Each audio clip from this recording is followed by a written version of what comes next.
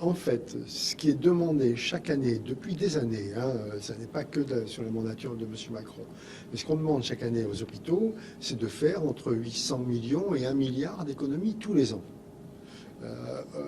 Ça fait 6 ou 7 ans que ça dure.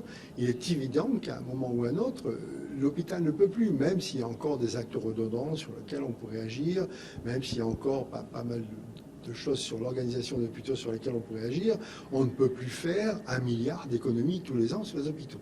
Donc il faut maintenant mettre en place des programmes qui permettront aux hôpitaux de s'en sortir mieux. Ce qui est dérangeant, ce n'est pas l'annonce qu'a faite Mme Buzyn de dire on va mettre en place un meilleur financement ou des méthodes de travail différentes pour l'hôpital. Ce qui est dérangeant, c'est qu'elle annonce ça au moment où le Parlement vote un PLFSS qui ne comprend pas les mesures qu'elle annonce. Et ce qui est dérangeant, c'est qu'elle va faire ses annonces au moment où le Parlement va voter un PLFSS qui, de toute façon, une fois qu'il sera voté, ne sera plus conforme aux volontés du gouvernement.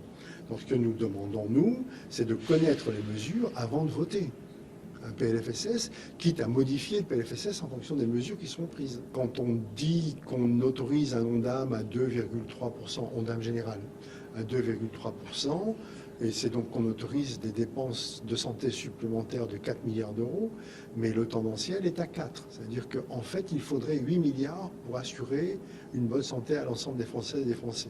Donc on demande à l'ensemble des personnels soignants et aux Françaises et aux Français de faire un effort de 4 milliards d'économies sur leurs dépenses de santé, ce qui n'est pas une petite somme.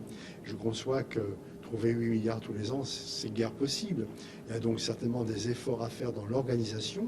Et là, Mme Buzyn propose des réformes assez intéressantes dans l'organisation, dans la coordination entre les professionnels, etc. Mais il n'en est pas moins vrai que les hôpitaux se retrouvent dans des situations financières absolument impossibles et qu'il faut, selon nous, maintenant, parler franchement aux Françaises et aux Français, leur dire ce qui se passe et leur demander et leur proposer des solutions qu'ils seront à même de prendre eux-mêmes.